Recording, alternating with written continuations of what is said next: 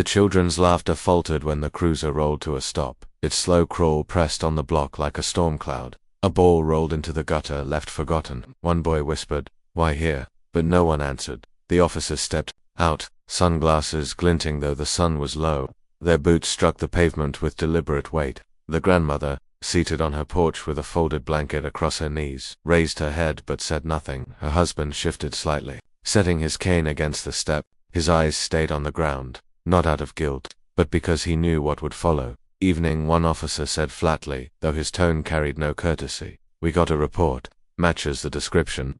Neighbors shifted, standing from their porches, arms folded, unsure if their presence meant protection or danger. A report of what? The grandfather finally asked, his voice low, unshaken. Suspicious activity.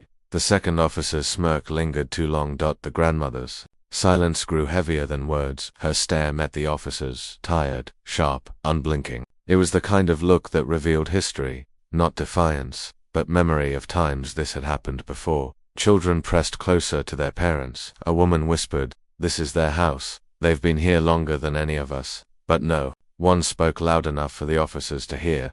The first officer took a step forward, resting his hand on his belt. "We'll need to ask some questions. You two, stand up." The cane scraped against the step as the grandfather rose slowly. Not fear, not surrender, but the quiet dignity of someone who had learned that silence could be louder than protest. And in that silence, the street felt the weight of a sudden shadow. The paper bag crinkled in Mr. Harris's trembling hands, the weight of canned goods pulling harder on his wrist than it should.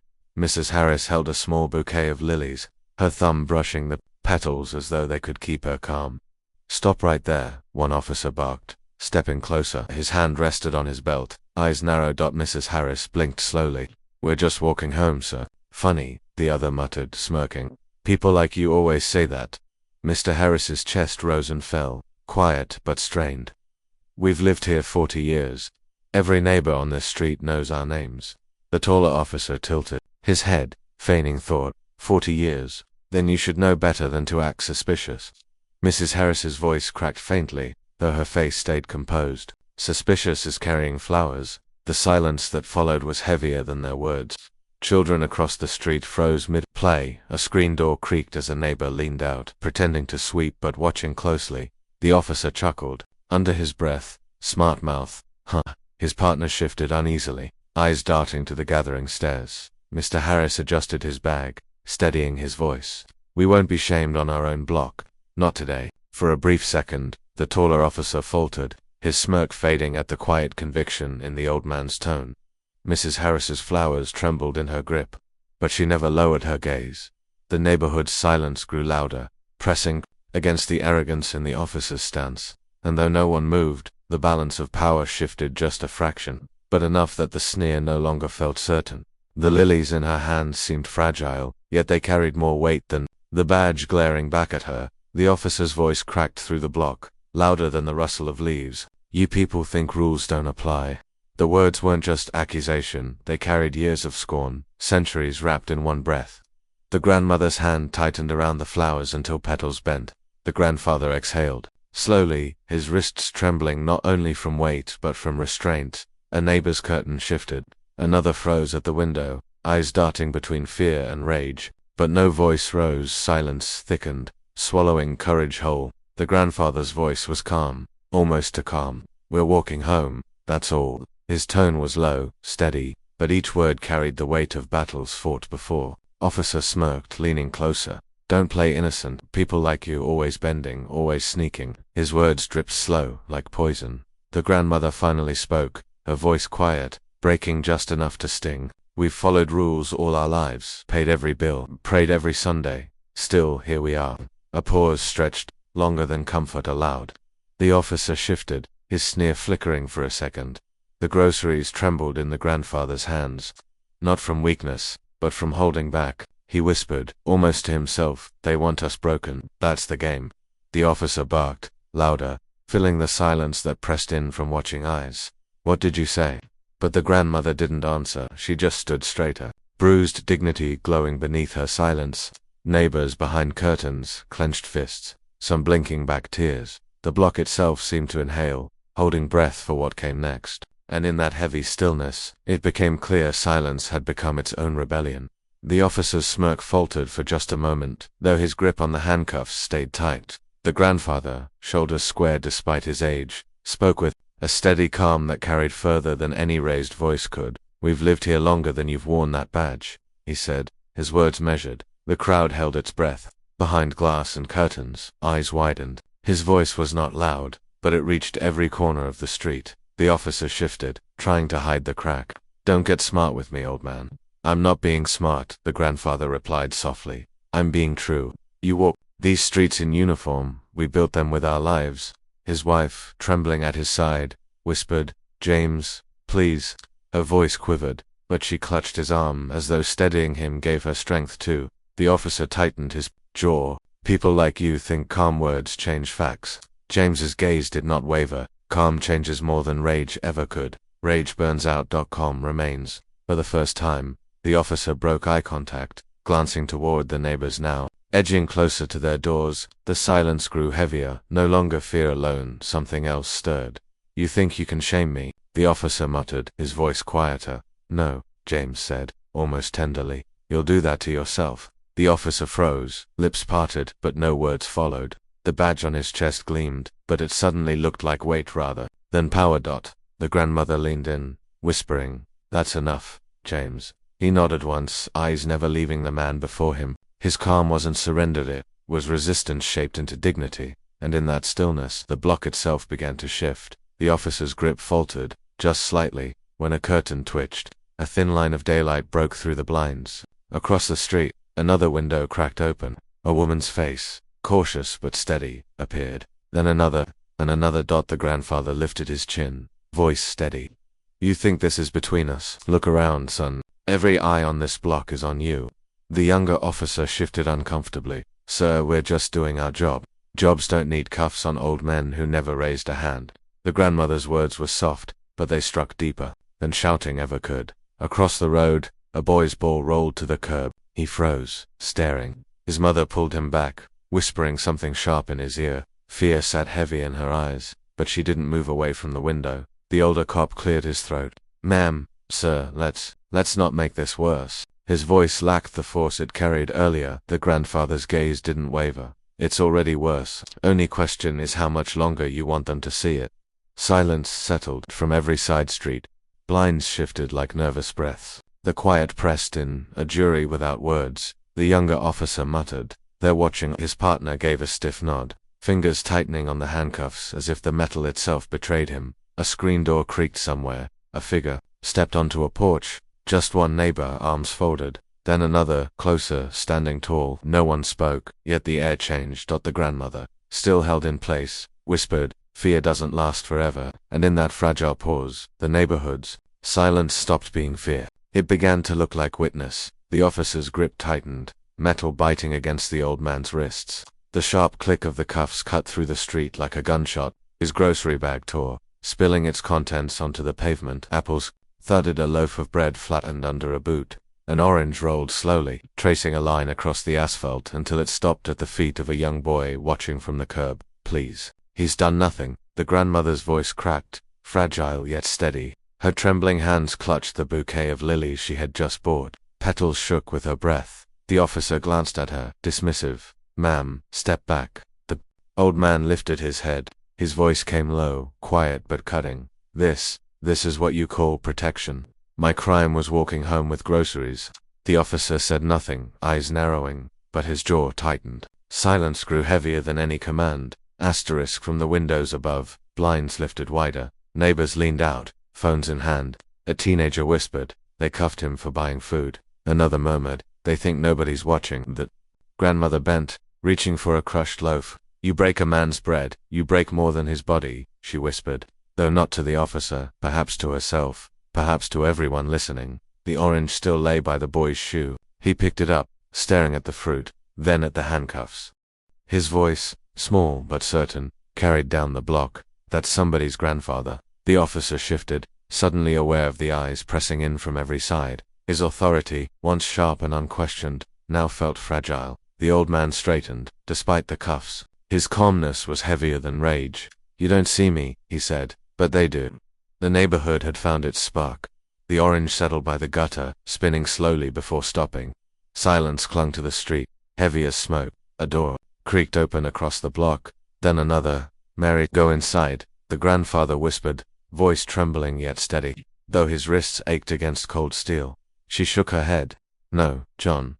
Not this time." Her flowers lay crushed at her feet, but she stood straighter now, her trembling giving way to something firmer. The officer muttered, "Ma'am, step back." His tone carried less authority now, like he could feel the eyes starting to gather. Neighbor's voice broke the air. "What's going on here?" A man in a work shirt leaned against his porch rail. His wife appeared beside him, holding their baby close. "Just doing our job," the second officer said, but his words faltered, bouncing against the watching faces. Another neighbor stepped onto the sidewalk, then another. The sound of shoes on concrete began to echo louder than the handcuffs clicking shut. "They're not criminals." A woman whispered sharply, "That's Mr. Harris, he's lived here longer than any of us." The grandmother turned slightly, her voice quiet but sharp as glass. "Do you hear that? They know who we are." "Do?" The first officer avoided her eyes. His grip on the cuffs loosened almost unconsciously, as if even he felt the ground shifting. A boy no older than 12 shouted from the corner, "Leave them alone." His small voice cracked but carried. Heads nodded around him, silent agreement, taking form. Narration pressed in softly, almost like breath. What began as humiliation for two would soon awaken the entire block. The street held its breath, neighbors edging closer, courage rising from whispers. The night was only beginning. The block held its breath. Someone muttered under their breath, "Not again." Not to them. It wasn't loud, but it carried, rolling across the street like smoke. A woman near the fence whispered, "Remember, Jamal, 15 years old, pushed against that wall."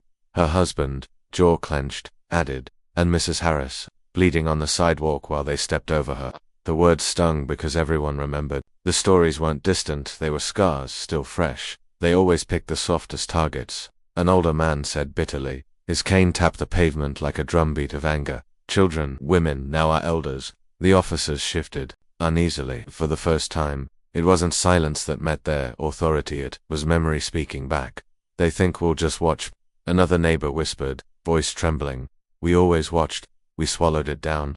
Her eyes locked on the couple in cuffs, but not tonight. The grandmother, eyes heavy but steady, caught her gaze. She didn't say a word, but the silence was louder than a scream. One officer muttered, "Back up, all of you." His voice cracked, just enough to betray a fracture. A boy barely old enough to shave whispered to his friend, "If they can do that to them, they can do it to us." It wasn't a shout, but a truth spoken out loud. And then, the block shifted. Neighbors leaned closer, steps forward instead of back. The street, once scattered with individuals, now moved like one body. Narration carried the weight. What began as humiliation turned into remembrance, and remembrance into rage. Every past wound had led to this moment. "Not again, not this time, not again," a man muttered from the curb, voice rough with memory. His hands shook, not just from what he saw, but from what he'd lived. "You remember," an older neighbor whispered, staring at the cuffs cutting into the grandparents' wrists. "They did the same to Marcus, 17, walking home from school. Slammed him on the hood like he was nothing." Silence pressed heavy. A woman shifted, arms folded tight. "I filed a complaint once. My brother was stopped in front of our house. They tore his car apart. Didn't find a thing. Paperwork just vanished." One of the officers caught the words, jaw tensing. He barked, "Stay back. This doesn't concern you." But the crowd didn't move. A quiet defiance rooted them to the ground. "It always concerns us," the same woman shot back, her voice steady. The grandmother lifted her head, eyes glistening. "You see them?" she whispered to her husband. "Every face out here, everyone carries the same hurt." He nodded slowly, lips trembling but unbroken. "They've been carrying ghosts," he murmured. "Now the ghosts are speaking." A young man at the edge of the crowd raised his voice, cracked but strong. "My uncle, he never came back from jail after they took him. Said it was medical complications. We knew better." The neighborhood pulsed with unspoken wounds suddenly finding breath. Each memory piled upon the next, building something larger than anger, something heavier, undeniable. And for the first time the officers looked unsettled, shifting beneath the weight of a silence that spoke louder than any protest chant. The grandmother closed her eyes. A tear slipped free, not of weakness, but of recognition. The ghosts had finally gathered, and no one could push them back into silence. The silence was heavier than the sirens had been. Curtains swayed as faces pressed against glass. Neighbors frozen in place, yet unwilling to look away. The handcuffs still dug into the old man's wrists, his wife's trembling fingers brushing against the cold steel. Their eyes didn't meet. But the crowd could feel every bruise, every shiver, without a word being spoken. From a porch across the street, a man muttered, almost to himself, "Ain't the first time." His voice was barely above a whisper, yet a woman beside him answered, "No, but it better be the last." Their words dissolved into the night, carried only by the weight of being overheard. "Why don't they stop it?" a teenager asked, his knuckles white on the railing. His mother pulled him back gently, her voice low, measured. "Because stopping it takes more than standing here, but watching means they can't erase it." The officers shifted uneasily, their authority cracking beneath the weight of silent stares. One adjusted his cap, avoiding eye contact with the windows now glowing like watchtowers. Another cleared his throat, but the words never came. The old woman, still held too tightly, lifted her chin just slightly. She didn't need to speak. The neighborhood spoke for her in its refusal to look away. Silence became the loudest sound on the block, sharper than shouting, stronger than fists. And in that shared stillness, the balance shifted. The police, once in control, now stood like men under trial, every neighbor the unspoken jury. The air thickened with something unbreakable, collective memory refusing to forget, collective silence refusing to bow. It wasn't noise that promised change that night. It was the quiet. ChatGPT said. Her son's small hand tugged at her fingers. His eyes locked on the sight of the elderly couple pressed against the police car. His whisper trembled out, "Why are they hurting them?" The sound was so light, but it cut sharper than any siren. She froze, her lips parted, but no words came. "Mama," he pressed, tugging again, desperate. Her throat tightened. She wanted to protect him from the truth, but silence had already spread through the block. Everyone had seen. Everyone was seeing. Her answer would carry weight beyond this moment. From across the street, a man muttered, "It's always the same." His voice cracked. Another woman hushed him, eyes wet but steady. The mother crouched to meet her boy's eyes. Her voice shook, "Because some people think they can treat us like we don't matter." She swallowed hard. "But they're wrong. Do you hear me? They're wrong." The child's brow furrowed. He looked at the couple, then at the officers, then back at his mother. "Can't somebody stop them?" Her silence returned. Around her neighbors shifted. A chair creaked on a porch. A man leaned forward, arms crossed tight. A teenager's jaw clenched, fists balling in his hoodie pocket. The boy's whisper carried louder now. "Why doesn't anyone do something?" The question lingered like smoke. The mother straightened, her trembling replaced with something steadier, though her voice was still low. "Sometimes doing nothing is the loudest thing we can do. But sometimes," she glanced at the faces in the windows, the shadows at the doors, "sometimes one small voice starts everything." The boy nodded slowly, his gaze never leaving the couple, and in that moment, silence cracked, not with shouts, but with a quiet shift that carried more weight than rage. The crowd's murmurs thickened, heavier than the night air. The child's question still echoed, lingering like smoke no one could clear. And then, beneath the weight of silence, a broken voice rose. "I know how this works," muttered an older man, his badge long gone but his memories sharper than knives. His eyes didn't leave the handcuffed couple. A young neighbor leaned closer. "What do you mean, sir?" He swallowed hard, words catching in his throat. "They'll get rewarded for this. Promotions, a pat on the back. Paperwork will call it protocol, and no one will dare question it." A sharp silence cut through the crowd. Someone whispered, "Rewarded for this." The retired officer's hand trembled as he wiped his brow. "I wore that uniform once. I kept my mouth shut. Every time I stayed quiet, the system fed on it. Every silence, another brick in their shield." His voice cracked. "And now, I can't wash it off me." The mother holding her son stared at him, lips trembling. "So, you knew, all these years?" His shoulders slumped. "Yes." The word fell heavy, almost breaking him. A neighbor spat on the ground. "Then you're no different from them." His face collapsed under the weight of regret. He didn't argue, didn't defend, just lowered his head. The truth, pressing him down. Narration carried the moment. Behind those uniforms lay rot too deep for one man's silence to cover. Corruption had roots, watered by rewards for cruelty, nurtured by applause for obedience. The retired officer didn't raise his eyes again. He didn't need to. His silence, finally broken, was enough to stain him in front of everyone who once looked at him with respect. The retired officer's silence still lingered in the air when a ripple passed through the crowd. No one spoke, yet the weight of every stare pressed against the two officers. Their smirks, once wide and cocky, began to thin. One of them shifted his stance, thumb brushing nervously against the radio at his side. "Why are you all looking like that?" The taller one muttered, his voice sharper than before, but it lacked the same certainty. A woman near the front didn't blink. "Because we've seen enough." Her words were soft, but they spread like fire. The officer's partner swallowed hard. "Step back, people, don't make this harder." But his tone cracked, just slightly. No one moved. Silence itself had grown teeth. The elderly man, still bound, raised his eyes slowly. His voice carried, weak but steady. "This block remembers. You can't hide behind that badge forever." The taller cop opened his mouth, then closed it. His jaw clenched. For the first time, his uniform didn't shield him, it exposed him. Whispers ran through the crowd. Children clung to parents. Neighbors leaned closer, phones still recording. "Funny," someone said from the back. "You look scared now." The officer's hands twitched again, radios in reach, yet neither called for backup. They could feel it. Backup wouldn't save them here.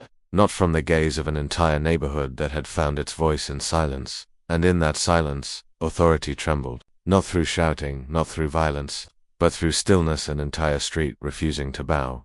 The taller cop finally looked away. That was all it took. Power, once towering, suddenly felt paper-thin. Her body hit the pavement with a dull thud. The crowd's collective breath froze. A bag of oranges scattered, rolling slowly across the street, bright against the cracked asphalt. Her hand trembled as she tried to push herself up, but the officer stood still, eyes darting between her and the watching neighbors.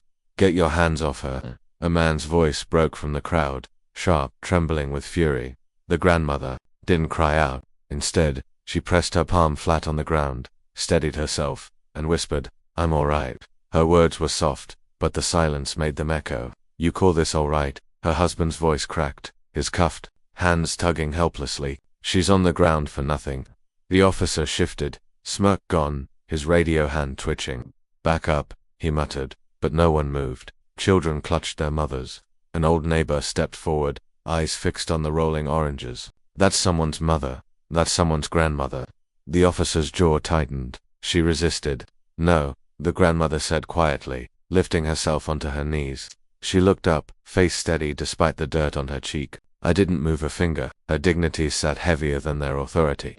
The silence of the crowd pressed in like weight. Every roll in orange seemed to tell the truth louder than words ever could. The younger officer bent slightly, voice low, almost pleading. Let's just stand her up." But she rose on her own, slowly, painfully, without their help. Straightening her back, she brushed her skirt and whispered to the ground, "You can bruise my body, but you don't touch my spirit." The block heard it. The officers heard it. And for the first time, it wasn't her who looked small. "Count 300. Do you want me to continue writing the next subheading so the flow of the story doesn't break?" ChatGPT said. The crowd had been frozen, watching oranges bleed their brightness across the pavement. Then, a voice broke through, small, shaking, but cutting sharper than sirens. "Enough." Heads turned. It came from Mrs. Lopez, the woman who rarely left her porch. She stepped forward, clutching her shawl tight, but her eyes no longer hid. The officer scoffed. "Ma'am, step back. This doesn't concern you. It concerns all of us," she said. Her voice wasn't loud, but it carried. "You've done enough." The block held its breath. A man near the fence muttered, "She's right," but didn't step closer. The grandmother still sat on the ground, fingers trembling as she tried to gather her crushed flowers. "You don't understand," the officer pressed. His words quicker now, almost defensive. "We're following." "No," Mrs. Lopez interrupted, her voice trembling less this time. "You're not following, you're breaking her, breaking all of us." Silence stretched. The other cop shifted uneasily, his hand lowering slightly from the cuffs dangling at his belt. A teenager, near the curb, whispered, "Say it again." Mrs. Lopez looked at the grandmother, then back at the officers. Her lips trembled, but she spoke it clearer. "Enough." Something rippled. A man straightened his shoulders. A mother, holding her child's hand, nodded once. The block wasn't shouting, not yet, but it was no longer silent. The officer's jaw tightened. He scanned the faces, saw no one looking away.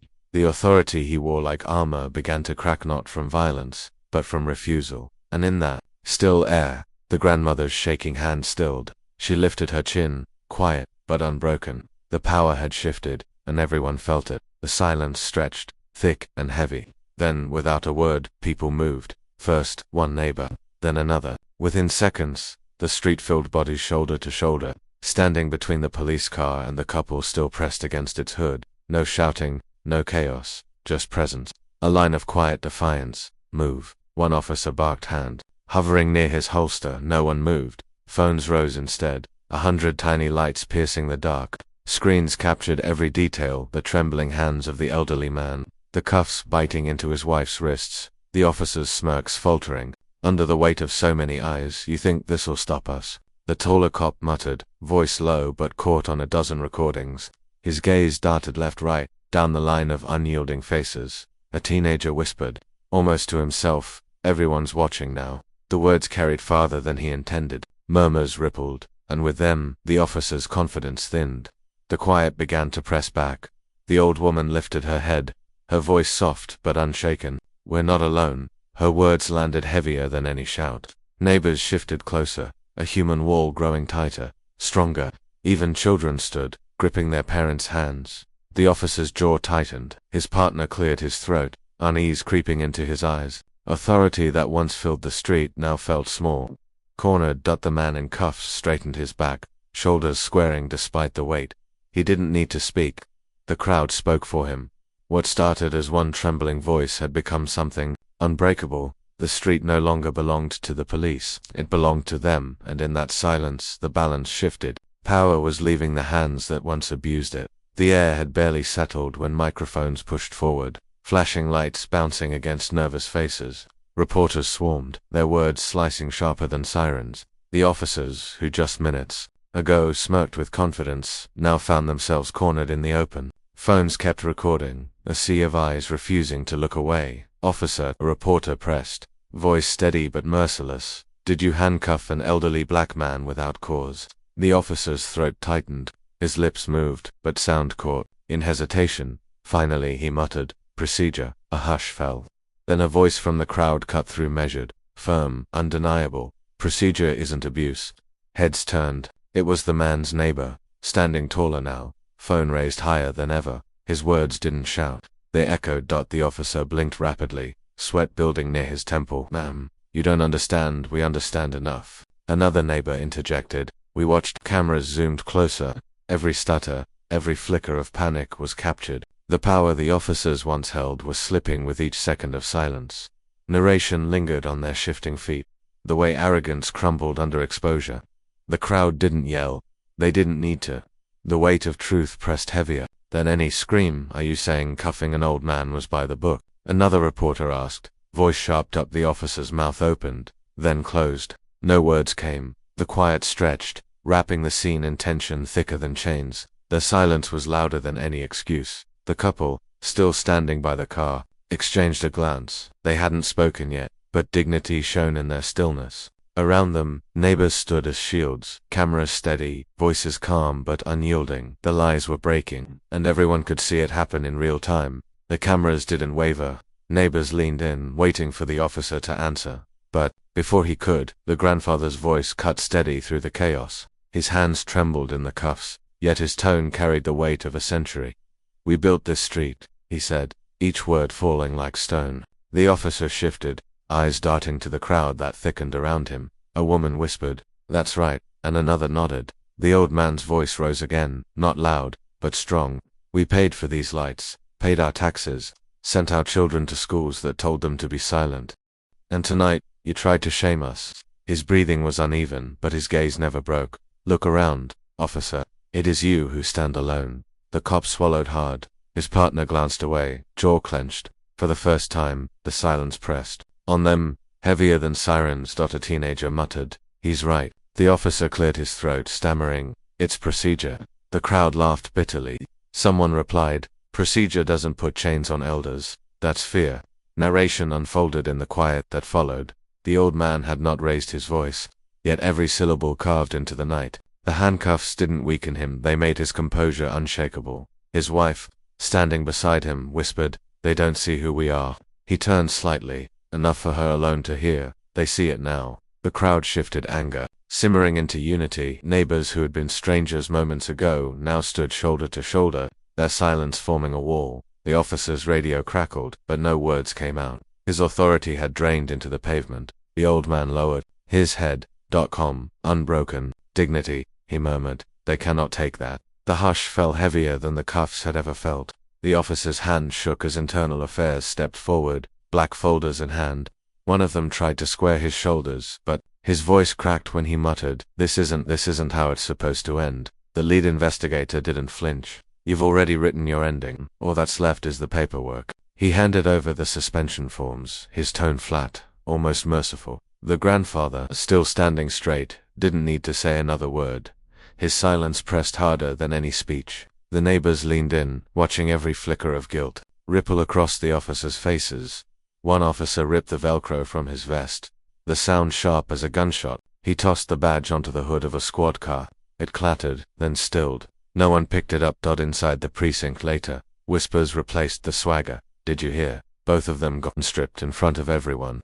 Doors that once swung open at their arrival now seemed to close with quiet satisfaction. They thought we'd always look away. A young officer muttered in the hallway. Not anymore. His words carried further than he expected. Back on the block, the couple's granddaughter tugged her grandfather's sleeve. Grandpa, they look smaller tonight. He lowered his gaze to her. That's what truth does, baby. It takes away what fear gave them.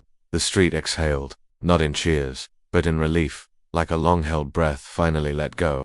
The downfall of the untouchable wasn't loud. It was fragile, collapsing in the weight of its own silence. And in that silence, dignity returned, not demanded, not forced, simply restored. The porch light glowed faintly as dusk settled over the block. A tray of cornbread was set gently on the steps, followed by flowers tucked into the railing. No one said much at first, just nods, quiet embraces, and the sound of footsteps on old wood. But Mrs. Turner whispered, I never thought I'd see the day they'd finally be held accountable. Mr. Lewis, hands folded tight, answered softly, They always fall. Eventually. Maybe not fast, but they fall. The grandparents sat side by side, worn but upright, as neighbors gathered closer. Children darted around the yard, their laughter, spilling into the street like a sound the block had been waiting for. Feels different now. One man murmured, It does. Another replied, Safer. The old woman's voice broke the silence, gentle but firm. You all stood for us when we had nothing left. Don't think we don't know the weight of that. Her words carried heavier than any celebration. The crowd nodded, some looking down, some wiping eyes. No speeches were made. No chants, only presence. A boy handed the grandfather a small paper bag with cookies. Mama said, These are for you. The old man's hand trembled as he took it. Tell her thank you. Truly. The porch creaked under the weight of community. But no one moved to leave. They stayed, sharing food, stories in low tones.